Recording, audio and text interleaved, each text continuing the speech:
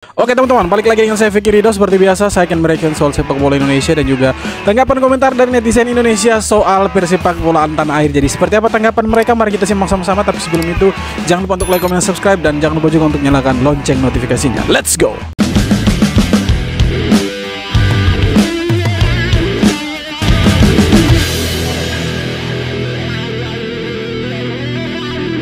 Timnas ini saja. Coach STY dapat pesan khusus dari Bapak ini. Astaga Pak. Coba kita dengar. Perhatikan ya, tim pengganti ke depannya. Bagaimana 5-10 tahun ke depan tim Indonesia ini harus levelnya di atas dari ini. Ya, jadi Sinteyong jangan gembira saja di atas, tapi yang di bawah ini dia harus jalan dari mulai Papua sampai ke Aceh. Dia harus jalan mencari bakat-bakat pemain berbagai umur. Tugaskan dia. Ya, jadi jangan hanya menikmati timnas saja, tapi tugas dia semula membangun timnas Indonesia harus dilaksanakan. Ya. Jadi ya, seperti itu. Sinteyong punya tugas khusus lah. Oke teman-teman, sebagai informasi kalau Mel Silgers dan juga Eliano Renders ini mereka tadi sudah disidang di DPR, dan kabarnya mereka nanti lawan Bahrain dan juga Cina itu mereka bisa bermain. Nah ini berita yang positif, bagus untuk kita semua, karena sebenarnya kita ini membutuhkan tambahan pemain yang berkualitas, karena di round 3 ini sebenarnya tidak main-main teman-teman. Tapi ada yang sedikit mengganjal di hati. Apa itu? Pasti pertanyaannya seperti itu. Tadi ketika sidangnya Mes Hilgers dan juga Eliano Renders di DPR itu, ada beberapa anggota DPR yang dalam tanda kutip itu mencecar timnas Indonesia, khususnya STY dan juga para pemain diaspora, khususnya PSSI teman-teman. Nah, seperti yang teman-teman sudah nonton barusan, ada satu tugas khusus ya dari anggota DPR RI ini kepada Coach STY. Dia bilang STY itu harus turun ke daerah-daerah mencari bakat-bakat muda, talenta-talenta muda yang berkualitas. Oke, pertama kita apresiasi apa yang mereka bilang.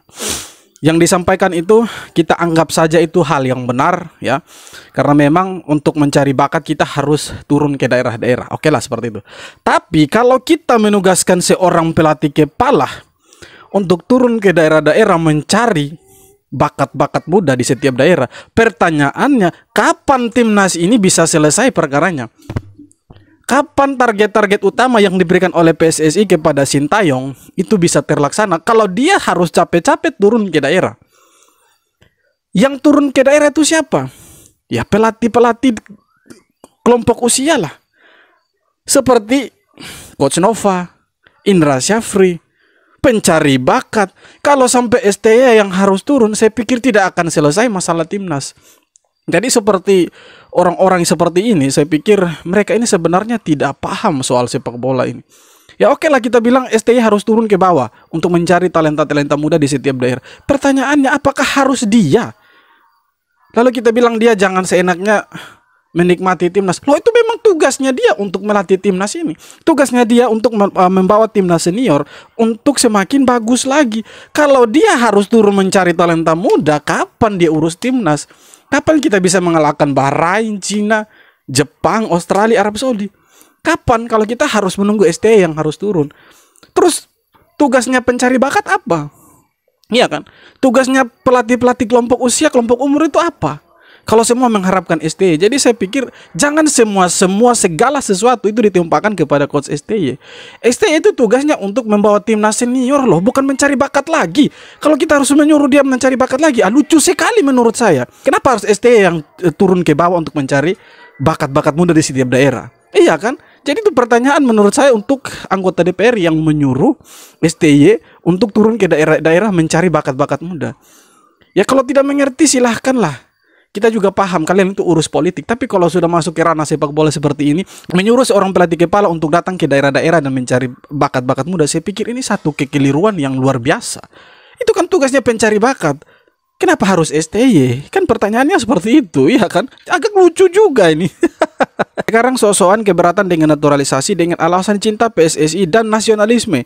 Padahal pas krisis moneter dulu, rakyat disuruh cinta rupiah dan nyumbang emas, tapi ente malah borong dolar untuk mengeruk utang sebesar-besarnya dari keterpurukan negara. Nasionalisme membahmu. Ya orang-orang yang sok-sokan bilang nasionalisme dengan pakai pemain lokal, saya pikir agak bodoh juga mereka itu. harus punya strategi lain ya. Saya jujurnya tidak terlalu bangga dan tidak euforia dengan kemenangan-kemenangan PSSI, karena yang main bukan Akamsi ya, anak kampung. Ya, ini salah satu statement dari seorang anggota DPR RI yang menurut saya sangat-sangat keliru dan menyakiti banyak hati masyarakat Indonesia yang sekali lagi sangat-sangat bangga dengan apa yang diraih oleh Timnas Indonesia sekarang. Oke Pak, terima kasih kalau Pak tidak bangga dengan Timnas yang sekarang, dengan PSSI yang sekarang, dengan kemenangan hasil imbang yang sudah diraih oleh Timnas Indonesia. Tidak apa-apa, Bapak tidak bangga karena hanya satu orang Bapak yang tidak bangga. Tapi percayalah Pak, semua masyarakat Indonesia bangga dengan pemain-pemain Timnas yang ada sekarang. Kalau Bapak bilang tidak bangga karena PSSI menggunakan pemain-pemain diaspora, pertanyaannya pemain-pemain diaspora ini siapa? Mereka itu orang-orang Indonesia Pak. Mereka itu orang-orang Indonesia, anak-anak Indonesia yang lahir di Belanda dan sekarang mereka pulang untuk membela tanah air. Bayangkan betapa sakit hatinya mereka kalau mendengar statement-statement seperti ini. Bayangkan betapa sakit hatinya seorang Eliano Reinders dan juga Mesilders ketika mendengar statement-statement seperti ini. Bagaimana rasa frustrasi mereka ketika mendengar statement-statement dari orang-orang seperti ini. Jangan cari hal deh Pak, urus saja politik. Sahkan saja, toh mereka juga anak-anak Indonesia yang mau jadi warga negara Indonesia. Bedanya mereka dengan kita apa? Mereka lahir di Belanda dan kita lahir di Indonesia. Salah satu dari keluarga mereka itu orang Indonesia. Bapak atau mama mereka itu orang Indonesia. Apakah kita mau bilang mereka bukan orang Indonesia? Jangan dong, bodoh kita. Kita terlalu mendiskriminasi mereka. Jangan seperti itu Pak. Kalau Bapak tidak bangga silakan Pak. Setidaknya ada sesuatu yang Bapak berikan untuk PSSI supaya Bapak bisa bangga dengan PSSI. Tapi percayalah Pak, semua masyarakat Indonesia bangga dengan apa yang didapat oleh PSSI sekarang dan juga sepak bola Indonesia. Bahwa hasil imbang 2 kali melawan negara-negara kuat menurut kami itu sudah sesuatu yang membanggakan. Karena mereka negara-negara kuat yang sebelumnya Indonesia tidak sanggup mengalahkan mereka. Walaupun hasilnya imbang, tapi kami bangga Pak. Yang bermain di situ anak-anak Indonesia semua. Bapak bilang Akamsi anak kampung sendiri. Memangnya mereka orang asing yang tiba-tiba jadi orang Indonesia? Kan tidak, mereka juga orang Indonesia yang sayangnya lahir di luar. Itu perbedaannya. Ah, bagaimana sih? News guys, ada info terbaru nih. Iya, ini siapa sih nih ya? Ini siapa nih gitu loh? Dari fraksi mana nih? Ya, dia bilang seakan-akan tidak bangga dengan para pemain keturunan nih yang ada di Timnas Indonesia nih. Ya, walaupun dengan prestasi Timnas Indonesia, dia tidak terlalu bangga karena di dalam Timnas Indonesia banyak pemain keturunan. Mereka juga berhak membela negaranya, Pak. Bapaknya, ibunya, nenek kakeknya tuh orang Indonesia gitu loh. Lihat Prancis, lihat Inggris itu banyak pakai pemain keturunan loh. Bahkan Australia juga banyak pakai pemain keturunan dan tidak heboh gitu loh. Ya, kenapa baru berkoar-koarnya sekarang? Dari zaman dulu Christian Gonzalez, Victor Igbonevo, Greg Nyukolo nggak ada yang berkoar-koar. Iya betul. Mereka orang Indonesia dan berhak untuk membela Timnas Indonesia. Ya, jadi gimana perasaannya Eliano tadi kalau mendengar tidak bangga dengan adanya pemain keturunan? Gue kasihan sama Eliano guys kalau dia tahu artinya nih. Ya, aduh, ini siapa nih, fraksi mana nih guys ya?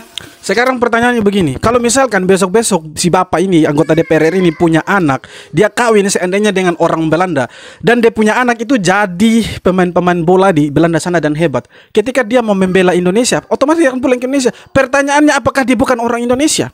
Dia orang Indonesia hanya karena dia punya bapak itu menikah dengan orang Belanda atau mamanya nikah dengan orang Belanda.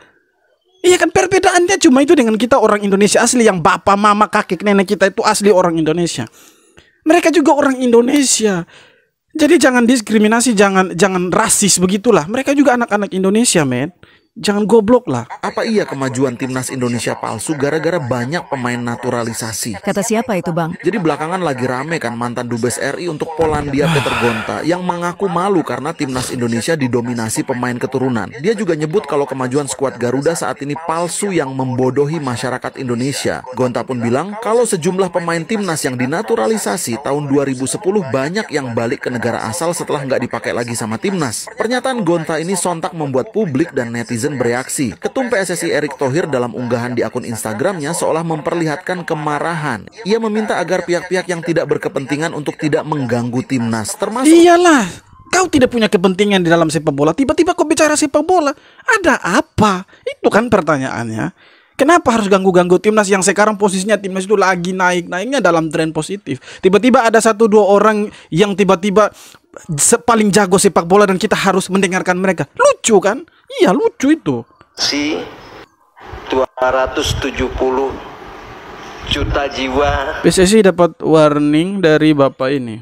Penduduk Indonesia dengan mungkin sekitar 80 juta anak mudanya atau bahkan lebih, tapi mencari 12 orang saja susah itu kan untuk main bola.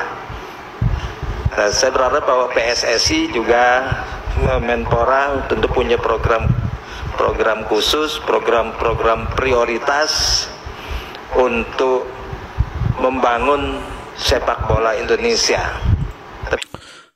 Ini lagi, semoga mereka ini ya tidak punya kepentingan ya. Kalaupun mereka punya kepentingan, janganlah sampai berbicara seperti itu. Karena saya pikir yang dicari dari sepak bola ini apa sih sebenarnya? Ya kan? Sepak bola ini kan seni. Di situ ada strategi, ada taktik yang dimainkan di situ. Kalau kita bilang ada sekian puluh juta anak Indonesia, pemain sepak bola Indonesia di Indonesia ini, kenapa kita harus mencari pemain-pemain diaspora? Agak susah ya, kalau tidak, kurang lebih lah seperti itu kalau tidak salah statement dari si Bapak anggota DPR RI ini. Begini Pak, tidak kurang kita pemain sepak bola yang jago-jago, tidak kurang, tidak habis kita ini. Bayangkan ada sekian puluh juta anak ini semua jago-jago main bola. Bukan tidak jago, jago mereka. Tapi untuk bermain di level timnas, apakah mereka mampu? Belum tentu. Apakah mereka mampu bermain di ajang sebesar Piala Asia dan Piala Dunia atau kualifikasi Piala Dunia? Belum tentu. Siapa yang mampu? Ya pemain-pemain diaspora ini. Mereka punya pengalaman yang luar biasa di Eropa sana. Sebenarnya kita bersyukur dengan hadirnya mereka di sini. Justru pemain-pemain lokal yang sebelumnya bakat mereka itu biasa-biasa saja, skill mereka biasa-biasa saja. Tapi ketika mereka datang ke Indonesia, itu ilmu mereka bisa diserap. Harusnya kita bangga. Apakah mencari 11 pemain inti timnas itu susah? Tidak susah. Tapi pertanyaannya kembali lagi, apakah anak-anak ini mampu untuk bermain di ajang sebesar Piala Asia dan Piala Dunia? Belum tentu, Pak. Terus kalau Bapak bilang PSSI harus jalan cari pemain-pemain berbakat di negeri ini, saya pikir ya kurang apa lagi sih pemain-pemain timnas Indonesia yang bermain di level kelompok umur kemarin itu dari berbagai daerah. Saya rasa Bapak ini tidak terlalu mengikuti perkembangan timnas seperti apa. Mungkin Bapak hanya melihat kepingan-kepingan video di media sosial, kemudian diangkat menjadi satu isu di rapat-rapat seperti ini.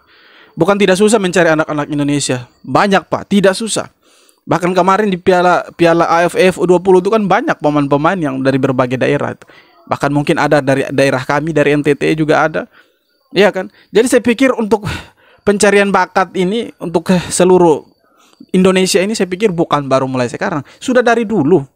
Kalau saya tidak salah mulai sejak Indra Syafri memegang timnas U19 itu semua pemain-pemain di daerah-daerah itu dipanggil semua. Yang berbakat semua dipanggil. Siapa sih dulu yang kenal dengan Yabes Roni Malaifani? Tidak ada yang kenal, bos. Tapi ketika dia bermain untuk timnas, semua orang tahu dia. Artinya apa? Ada sesuatu yang dikerjakan oleh PSSI dalam mencari bakat-bakat. Dari pelosok-pelosok, dari daerah-daerah yang sebelumnya sepak bolanya bagus tapi tidak terpantau PSSI, itu diturunkan talent scoutingnya, pencari bakatnya, pelatih kelompok usianya kan diturunkan. Jadi saya pikir si Bapak ini yang entah namanya siapa, anggota DPR RI ini, ya sekali lagi mungkin dia tidak terlalu mengikuti perkembangan sepak bola. Ya sekali lagi harus sering-sering lah mengikuti perkembangan sepak bola supaya ketika sidang seperti ini tidak ada isu-isu recehan lagi yang diangkat, ya kan? Siapa yang setuju kalau tulis di kolom komentar. Kita sudah terlalu lama tidur buat sepak bola Indonesia. Ya, betul. Kita bangkit. Pasti ada perbedaan pendapat, tetapi ya kembali kita kerja aja lah. Kita nggak mau terjebak polemik diskusi yang buat saya itu, dan ini negara demokrasi, kritik itu sesuatu yang baik gitu. Ya, tetapi kita fokus aja lah, kita kerja. Ya, memang di saat sepak bola kita lagi naik-naiknya, ada saja 1-2 orang yang dalam tanda kutip sebenarnya mereka mengkritikin terlalu offside sebenarnya. Iya kan? Kita sih tidak masalah mau mengkritik, silahkan, ini negara demokrasi, siapapun bebas. Tapi kembali lagi kita harus ya jangan terlalu subjektif kita menilai atau mengkritik. Kita harus objektif, jangan kita hanya melihat dari satu sisi lalu kita melupakan sisi yang lain. Jangan seperti itu. Sepak bola ini tidak hanya melulu soal kemenangan dan meraih trofi, tidak seperti itu. Apalagi perkembangan sepak bola kita ini baru berjalan step by step. Apakah kita langsung bilang harus juara Piala AFF, harus juara Piala Asia? Tidak mungkin. Jadi silahkan mau mengkritik ya silahkan saja. Tapi saya pikir timnas harus tetap jalan ini, karena kedepannya pertandingan-pertandingan besar akan mendukung. Dan buat yang tidak bangga silahkan tidak bangga, yang tidak suka silahkan tidak suka, karena timnas sekarang memakai banyak pemain-pemain keturunan. Saya pikir ya itu urusan mereka, urusan kalian yang tidak bangga dan tidak suka. Tapi kembali lagi bahwa 99% dari sekian 275 juta masyarakat Indonesia itu bangga dengan timnas sekarang. Bahkan orang-orang luar pun, konten-konten kreator dari Malaysia, dari Kanada, dari Amerika Serikat dan berbagai negara yang lain, itu bilang Indonesia sekarang timnasnya gila, timnasnya terlalu oke untuk level Asia Tenggara. Jadi kenapa kita yang ada di Indonesia harusnya mendukung mereka? Kenapa kita tidak bangga? Lalu kita justru malah kita bilang kita tidak bangga karena mereka menggunakan pemain-pemain diaspora. Bullshit, omong kosong. Kalau timnas menang kalian elu-elukan Sintayong, kalian elu-elukan pemain-pemain diaspora. Giliran imbang dan kalah, malah kalian marah-marah. Itu kan lucu, tidak fair. Jangan sampai kita hanya menilai secara subjektif tapi tidak objektif. Ya. Sekali lagi ya silakan yang mau mengkritik silakan mengkritik. Kita yang mendukung akan tetap mendukung. Mau kalah, mau menang, mau imbang, mau seri, kita tetap dukung timnas. Ya. Oke teman-teman, sekian video kali ini. Terima kasih banyak sudah nonton video sampai akhir. Sekali lagi jangan lupa untuk like, comment, dan subscribe. Kita jumpa lagi di video-video berikutnya. Hormat.